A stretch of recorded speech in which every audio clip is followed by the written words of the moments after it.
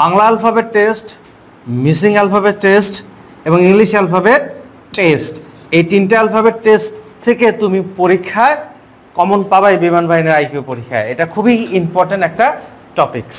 এই 54তম বিমান বাহিনীর এন্ট্রিতেও দেখবা যে অ্যানালজি টেস্ট থেকে বা সাদৃশ্য খুঁজে বের করা টপিকস থেকে প্রশ্ন তোমার আসতেছে।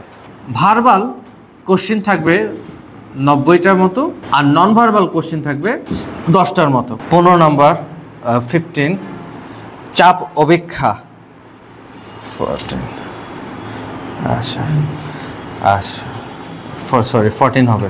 14 বলছে alphabet series, ALPS, alphabet series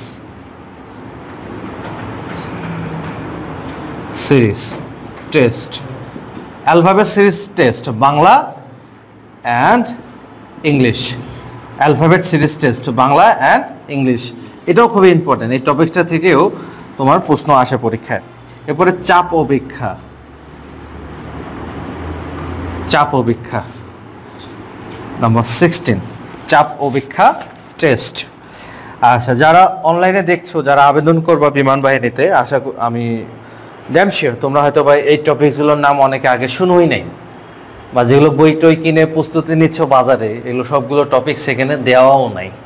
সেই কারণে আসলে বিমান বাহিনীতে বিমান সেনা হইতে চাইলে তোমার চাকরির জন্য অবশ্যই প্রস্তুতির প্রয়োজন রয়েছে। তোমার যদি বেসিক ধারণা যদি না থাকে, বিমান বাহিনীর মতো এত কম্পিটিশনমূলক একটা পরীক্ষায় তুমি কখনোই টিকতে পারবা না। এখানে দেখা যাবে তুমি আইকিউতে বাদ পড়ে গেছো, এবং আইকিউতেই সব থেকে বেশি বাদ পড়ে যায় আর কি। ঠিক আছে কি? যারা বসে লিখতেছো ক্লাসে, এটা প্রথম শিখতেছো না এগুলো? আচ্ছা, এরপরে লেখো বানান শুদ্ধ, বানান শুদ্ধ। ইংলিশে কিন্তু কারেকশন আসতে পারে, ঠিক আছে কি? বাংলাও একটা বানান ভুল বানান দিবে, সেটা তোমার 4টা অপশন দেওয়া থাকবে, যে 4টা অপশনের মধ্যে শুদ্ধ বানানটা কোনটা। এরপরে ইংলিশে একটা বানান ভুল করে দিল, বললো যে সঠিক কারেক্ট স্পেলিংটা খুঁজে বের করো, সেটা খুঁজে বের করতে হবে, ঠিক আছে? আচ্ছা, এরপরে 17 নম্বর অ্যানালজি টেস্ট। অ্যানালজি টেস্ট মানে সাদৃশ্য খুঁজে বের করতে হবে। এই অ্যানালজি টেস্ট থেকে বিমান বাহিনীর আইকিউ পরীক্ষাতেই তুমি দেখবা যে 6-7টা কোশ্চেন চলে আসছে। এই 54তম বিমান বাহিনীর এন্ট্রিতেও দেখবা যে অ্যানালজি টেস্ট থেকে বা সাদৃশ্য খুঁজে বের করা টপিকস থেকে প্রশ্ন তোমার আসতেছে। কি বুঝতে পারছে? মুছে দেবো কি পেশেন্টটা? আচ্ছা, 17 পর্যন্ত হয়েছে আমাদের, 17। আচ্ছা, এরপরে 18 number general math. General math, general math. এই জেনারেল ম্যাথ থেকে খুবই সহজ সহজ টপিকস থাকতে পারে। দেখা গেল 4 টু দি পাওয়ার কিউ কি হবে? 64, ঠিক আছে কি? আবার বলবো যে 3 কোণের সমষ্টি কত কত হবে? 180 ডিগ্রি। আচ্ছা, ক্ষেত্রফল নির্ণয়ের সূত্রটি কি হবে? দৈর্ঘ্য গুণন প্রস্থ। এখানে বেসিক যেমন পায়ের মান কত হবে? পায়ের মান কত হবে? 3.1416। এই জেনারেল ম্যাথ টপিকস থেকেও তোমার বেশ কয়েকটা কোশ্চিন থাকবে। এখানে বীজগণিতের সূত্রগুলো পড়তে হবে, ত্রিকোণমিতির সূত্রগুলো পড়তে হবে, ঠিক আছে? যেমন সাইন থিটা সমান কি, কস থিটা সমান কি, ক্ষেত্রফলের সূত্রগুলো পড়তে হবে। বুঝতে পারলাম? আবার বিভিন্ন পরিমাপক একক যেগুলো আছে আর কি, সেগুলো একটু পড়তে হবে। তাহলে তুমি এখানে ছোট ছোট ম্যাথগুলো করতে পারবে। আবার মান নির্ণয়ের অঙ্কও থাকতে পারে, ছোট ছোট মান নির্ণয়ের অঙ্কও এই জেনারেল ম্যাথে দিয়ে দিতে পারে আর কি, ঠিক আছে কি? আচ্ছা, এরপরে হচ্ছে হলো 19 math series. Math series test. এই ম্যাথ সিরিজ টেস্টটা খুবই গুরুত্বপূর্ণ। প্রতিবারেই বিমান বাহিনীর আইকিউ পরীক্ষায় প্রশ্নে দেখা যায় 8টা 10টা কখনো কখনো 12টা ম্যাথমেটিক সিরিজ এসে থাকে। যারা ম্যাথমেটিক সিরিজ সবগুলো কারেক্ট করতে পারবা, তারা দেখা যাবে বিমান বাহিনীর আইকিউ পরীক্ষায় সব থেকে বেশি নাম্বার পেয়ে গেছো আর কি, ঠিক আছে? আচ্ছা, এরপরে 20 নাম্বার বাংলা ব্যাকরণ। বাংলা ব্যাকরণ থেকে তোমরা ক্লাস 8 এবং 9 10-এ যে ব্যাকরণ বইটা পড়ছো, ওই ব্যাকরণ বই থেকেই তোমার প্রশ্ন আসতে পারে। কোন টপিকসগুলোর উপরে প্রশ্ন আসতে পারে? বাগধারা আসতে পারে, এক কথায় প্রকাশ আসতে পারে, বিভিন্ন কবির তোমার ছদ্মনাম আসতে পারে, বিভিন্ন কবির উপাধি আসতে পারে, জন্মসাল মৃত্যুসাল আসতে পারে, ঠিক আছে কি? এরপরে হচ্ছে সমাস আসতে পারে, কারক আসতে পারে, সন্ধি বিচ্ছেদ আসতে পারে, বিপরীত শব্দ আসতে পারে, সমার্থক শব্দ আসতে পারে। দেখো প্রায় 12-13টা টপিকস আমি বলে দিলাম। তার মানে তুমি যাচ্ছ বিমান বাহিনীতে পরীক্ষা দিতে, সেখানেও আইকিউ পরীক্ষায় বাংলা ব্যাকরণ থেকে যে 5-6টা কোশ্চিন থাকবে, সেই কারণে তোমার এই কয়টা টপিকস পড়তে হচ্ছে। তাহলে এটা কি ইজি নাকি কঠিন? এত বড় একটা সিলেবাস বিমান সেনার জন্য। আমরা যাই এতটুকু পড়ে বিমান বাহিনী হওয়ার জন্য। আমরা যখন অল্প সিলেবাস পড়ে বিমান বাহিনীর পরীক্ষা দিতে যাই, তখন আমরা তো স্বাভাবিকভাবে পারবো না। পারবো? যখন আমরা পুরো ফুল সিলেবাস প্রস্তুতি নিয়ে, মাথায় ধারণা নিয়ে, প্র্যাকটিস করে পরীক্ষা দিতে যাব, দেন তখন আমার আশা থাকবে যে আমি বিমান সেনা হইতে পারবো। ঠিক আছে? আচ্ছা, এরপরে দেখো 21। আচ্ছা, পরিমাপের একক। পরিমাপের এককগুলো পড়তে হবে। যেমন দৈর্ঘ্যের একক কি? মিটার। ভরের একক কিলোগ্রাম। সময়ের একক সেকেন্ড। তাপমাত্রার একক কেলভিন। এই জাতীয় পরিমাপের এককগুলো বিমান সেনার 94তম এন্ট্রির আইকিউ পরীক্ষার জন্য আমাদেরকে বিশেষ গুরুত্ব সহকারে পড়ে যেতে হবে। ঠিক আছে? এরপরে হলো 22 জিকে, জেনারেল নলেজ।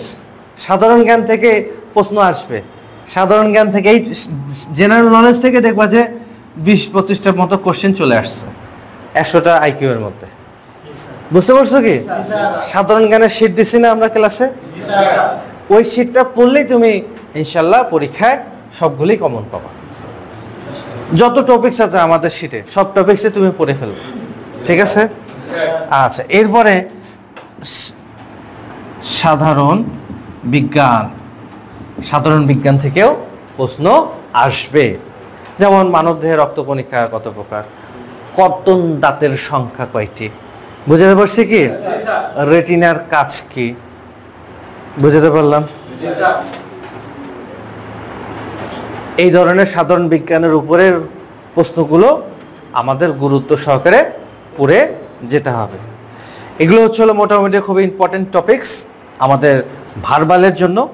এই ভার্বালের জন্য আমাদের এই টপিকগুলো না পড়লেই নয়, এবং এই টপিকসগুলোর কোনো একটা টপিকস যদি আমরা না পড়ে যাই, দেখা যাবে ওই টপিকসের উপরেই প্রশ্ন আসছে, যে 5-6টা তুমি ওই 5-6টা কোশ্চেন আসলে দিতে পারছো না।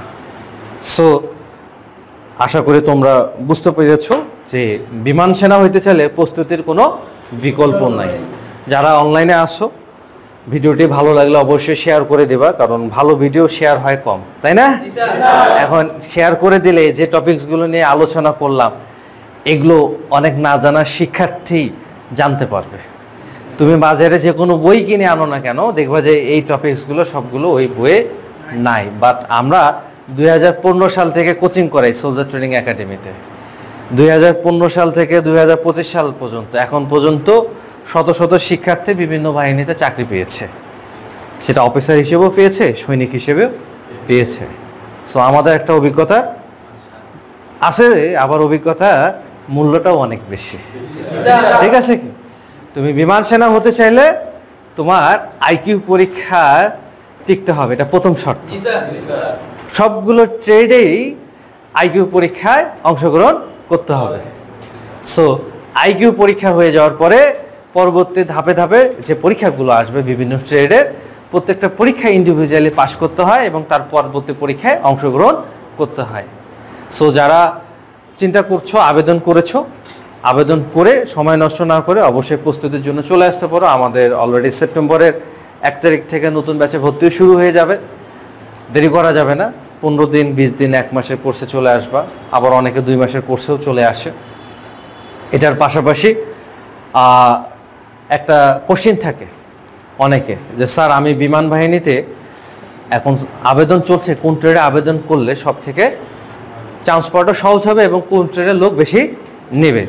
বিমান বাহিনীতে তোমার টেকনিক্যাল ট্রেডে সব থেকে বেশি লোক নেয়, এরপরে নন টেকনিক্যালে বেশি লোক নেয়, তারপরে যে ট্রেডগুলো আছে সেসব ট্রেডে হাতে গোনা লোক নেয়। সো যাদের কনফিডেন্স আছে টেকনিক্যাল ট্রেডে আইকিউ, ইংলিশ, ফিজিক্স এবং ম্যাথে ভালো করার, তারা সায়েন্সের স্টুডেন্ট, গ্রুপের স্টুডেন্ট হলে তুমি টেকনিক্যালে যাও। অবশ্যই মনে রাখতে হবে ফিজিক্স এবং ম্যাথ টেকনিক্যাল ট্রেডে 25-50টা এমসিকিউ থাকবে। যারা 50টাই কারেক্ট করার সক্ষমতা রাখো তারাই শুধুমাত্র আবেদন করবা, না হলে দেখা যায় 25-এর মধ্যে 24টা কারেক্ট করেও নন টেকনিক্যালি ফিজিক্সে বাদ পড়ে গেছে। বুঝতে পারছি কি? ম্যাথে 25টার মধ্যে 23টা কারেক্ট করেও বাদ পড়ে গেছে, তার মানে 25টার মধ্যে 25টাই কারেক্ট করা লাগছে। যেহেতু বিমান বাহিনীতে অল্প সংখ্যক প্রার্থী নেয়, সেখানে এখানে অনেক কম্পিটিশন। নন টেকনিক্যালে আইকিউ হবে, ইংলিশ হবে এবং জিকে হবে, এই 3টা সাবজেক্টের পরীক্ষা হবে। IQ 100, English 50, GK 50। এখানে চান্স পাওয়াটা অনেক সহজ হয়, কারণ ইংলিশ আর জিকে যদি ভালো করে পড়া যায় তাহলে ইনশাল্লাহ তুমি ভালো নাম্বার তুলতে পারবে। ঠিক আছে? সো বাকিটা এখন তোমার ডিসিশন, তোমার চয়েস, তুমি কোথায় আবেদন করবা।